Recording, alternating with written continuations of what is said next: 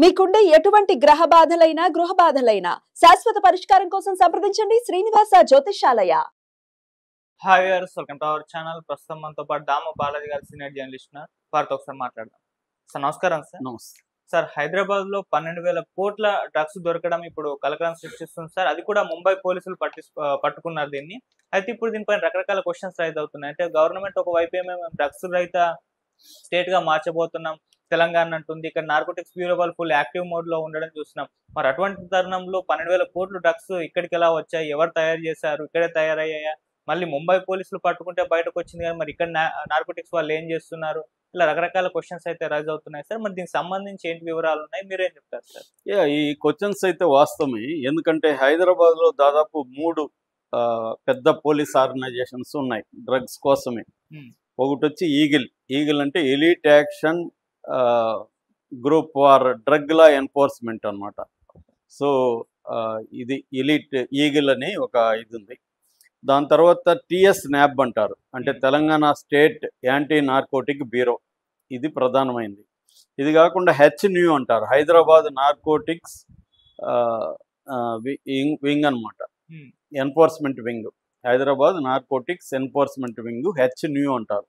ఈ 3 అతిపెద్ద ఉన్నాయి. ఇవి కాకుండా మనకి స్పెషల్ ఆపరేటింగ్ టీమ్స్, క్రైమ్ బ్రాంచ్లు ఇవన్నీ ఉంటాయి. ఇంకా ఈ 3 మాత్రం ఓన్లీ డ్రగ్స్ మీదనే ఫోకస్ చేస్తాయి.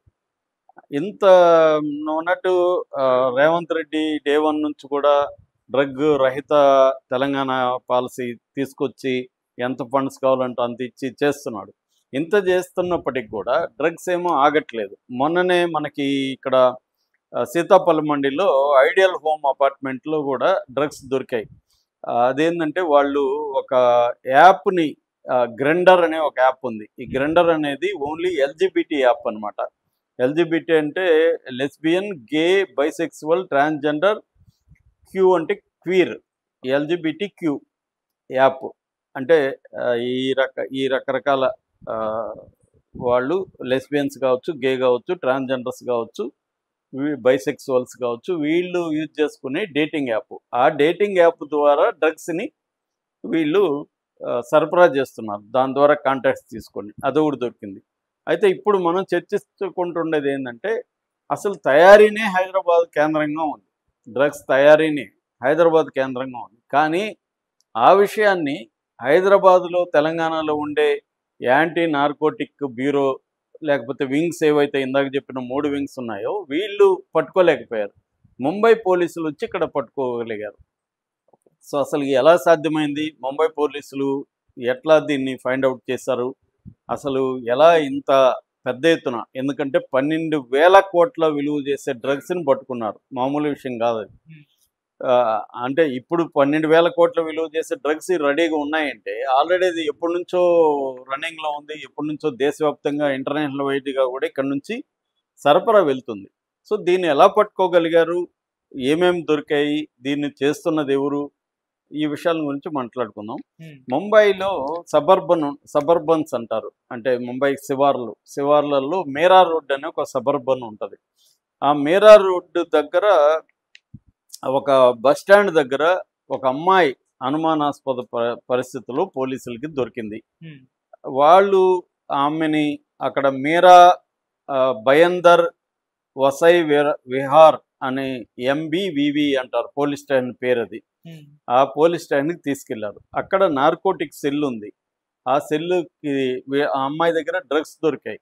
సో అందువల్ల నార్కోటిక్ సెల్కి అప్పగించారు. నార్కోటిక్ సెల్ ఆ అమ్మాయిని విచారించారు. ఆ అమ్మాయి పేరు ఫాతిమా మురాద్ షేక్ అలియాస్ మొల్లా అని పిలుస్తారామని.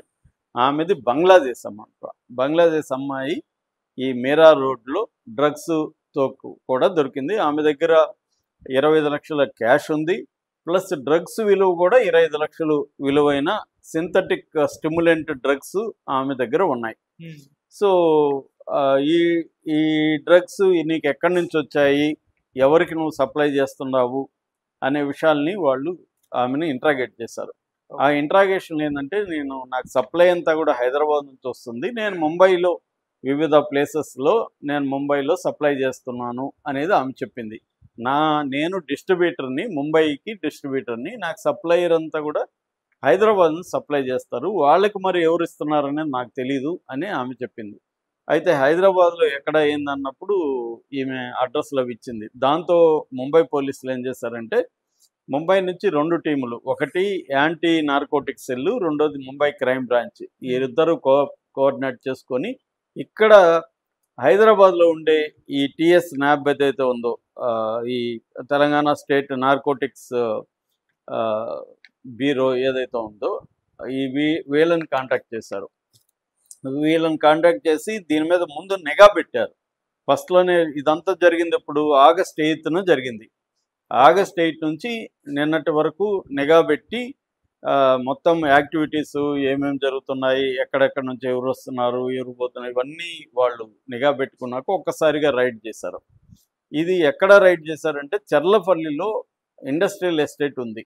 చర్లపల్లి ఇండస్ట్రియల్ ఎస్టేట్లో వాగ్దేవి ల్యాబ్స్ అని ఒక కెమికల్ ఫ్యాక్టరీ ఉంది. వాళ్ళు కెమికల్స్ తయారు చేయడానికి లైసెన్స్ తీసుకొని కెమికల్స్ని తెప్పించుకొని వాళ్ళు కెమికల్ మ్యానుఫ్యాక్చరింగ్ కొంత చేస్తున్నారు, దాన్ని కూడా ఎక్స్పోర్ట్ చేస్తున్నారు. ఆ ముసుగులో డ్రగ్ మ్యానుఫ్యాక్చరింగ్ చేస్తున్నారు. సో వీళ్ళు రైడ్ చేసినప్పుడు 3 రకాలవి దొరికాయి మొత్తంగా. ఒకటి ఏంటంటే మెఫోడ్రిన్ అంటారు. మెఫోడ్రిన్ అనేది 5.9 కేజీలు దొరికింది. ఇది చాలా పెద్ద ఎత్తున దొరికినట్టు. అలాగే లిక్విడ్ 35,500 లీటర్ల లిక్విడ్ కెమికల్స్ దొరికాయి వాళ్ళకి. దాంతోపాటు 950 కేజీల మెథైల్ డైక్లోరైడ్ పౌడర్ దొరికింది. ఇది ఈ మొత్తం వాల్యూ వేస్తే 12,000 కోట్ల విలువ చేసేది అనమాట. సో వీళ్ళకి దీన్ని నడుపుతుండేది శ్రీనివాస్ విజయ్ ఓలేటి అనే ఇతను ఆంధ్ర కర్నూలు, అక్కడ నుంచి వచ్చి ఇక్కడ ఇతను కెమికల్ ఇంజనీరింగ్ చేశాడు. అట్లాగే ఇంకొంతమందిని ఎక్స్పర్ట్లను పెట్టుకున్నారు. మొత్తం 13 మందిని అరెస్ట్ చేశారు. దాంట్లో పనిచేసేవాళ్ళు కావచ్చు, అక్కడ నుంచి సరఫరా చేసేవాళ్ళు కావచ్చు. వీళ్ళదే ఇంకోటి ఫ్యాక్టరీ ఉంది, అది వచ్చి వాగ్దేవి ఇన్నో సైన్స్ నాచారంలో. యాక్చువల్గా వాగ్దేవి ఇన్నో సైన్స్ నాచారం అనేది వీళ్ళు ఫస్ట్ ఫ్యాక్టరీ 2015లో పెట్టారు. దాని తర్వాత చర్లపల్లిలో ఇప్పుడు ఎక్కడైతే దొరికాయో ఆ వాగ్దేవి ల్యాబ్స్ అనే ఫ్యాక్టరీ 2020లో చర్లపల్లిలో స్టార్ట్ చేశారు.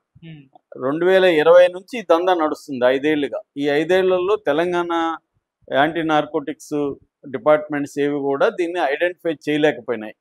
కానీ ముంబై పోలీసులు వాళ్ళు కూడా ఏమి మన తెలివి అనే కంపేర్ చేయలేం, వాళ్ళకి లక్ అని చెప్పుకోవచ్చు. యాక్సిడెంట్లుగా అమ్మాయి దొరకడం, అమ్మాయిని ఇంట్రాగేట్ చేస్తే అమ్మాయి ఇది చెప్పడం అనేది యాక్సిడెంట్గా జరిగింది. దాని నుంచి వాళ్ళు దాన్ని జాగ్రత్తగా డీల్ చేయడం, లీక్ కాకుండా నిఘా పెట్టడం, ఇవన్నీ చేశారు. దానికి ఇక్కడ కూడా కోఆపరేట్ చేశారు. ఇది జాయింట్ ఆపరేషనే కానీ led by Mumbai crime branch, ఎందుకంటే వాళ్ళది కదా ఇది బేసిక్ ఆపరేషన్.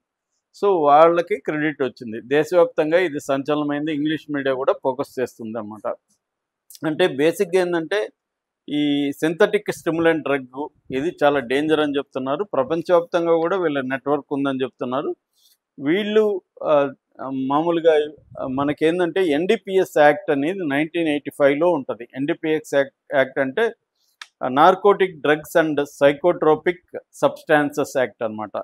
సో దీని కింద వీళ్ళని ఇప్పుడు అరెస్ట్ చేశాడు. ఇది చాలా రిగరస్ యాక్ట్ కాబట్టి వీళ్ళకి బెయిల్ కూడా వచ్చే అవకాశం లేదు. కాకపోతే ఇక్కడ నుంచి ఈ స్థాయిలో వెళ్తుంది అనేది ఇప్పుడు దీంతో లింకులు కొన్ని దొరికాయి. మొత్తం దేశవ్యాప్తంగా 60 సైట్లు దొరికాయి వీళ్ళకి.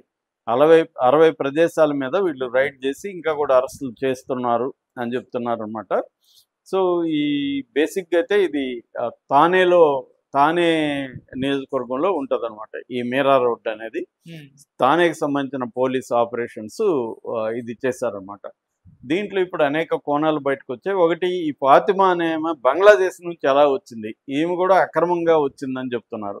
మనకి చాలా క్రైమ్ బంగ్లాదేశ్తోనూ పాకిస్తాన్తోనూ లింక్ అయి ఉంటుంది. ఇండియాలో జరిగే ఇల్లీగల్ క్రైమ్స్ చాలా వరకు ఇటు పాకిస్తాన్లో కానీ ఇటు బంగ్లాదేశ్ కానీ లింక్ అయి ఉంటుంది. అయితే డ్రగ్స్కి వచ్చేసరికి మనకి నైజీరియా బ్యాచ్ ఎక్కువగా బ్లాక్స్ ఎవరైతే ఉంటారో వాళ్ళు ఉన్నారు. మొన్న చెప్పిన సీతాఫల్ మండీలో దొరికిన డ్రగ్ దీంట్లో కూడా ఒక నైజీరియన్ కూడా ఉన్నాడు. నైజీరియన్స్ కూడా బాగా ఇన్వాల్వ్ అవుతారు. అయితే ఇప్పుడు ఈ బంగ్లాదేశీ కోణం కూడా వచ్చింది. బంగ్లాదేశ్ మహిళ, ఆమె అనుమానం రాకుండా ఆమె చేసుకుంటూ వెళ్తుంది. కానీ ఇప్పుడు ఆమె ద్వారానే 12,000 కోట్ల విలువైన డ్రగ్స్ని హైదరాబాద్లో పట్టుకోగలిగారు. ఇది ఒక రకమైన షాక్ అని చెప్పొచ్చు తెలంగాణ ప్రభుత్వానికి. ఎందుకంటే దేశవ్యాప్తంగా ఇప్పుడు వైరల్ అవుతుంది. తెలంగాణనే డ్రగ్ ప్రొడక్షన్కి అడ్డాగా దేశవ్యాప్తంగా మీడియా ఇచ్చేస్తుంది. రేవంత్ రెడ్డి ప్రభుత్వం ఆ విషయంలో ఫెయిల్ అయింది అనేది కూడా మీడియాలో చెప్తున్నారు. ఏదేమైనా ముంబై పోలీసులు లక్కా టాలెంట్ పక్కన పెడితే సక్సెస్ అయితే అయ్యారు ఈ విషయంలో. Okay sir, thank you so much.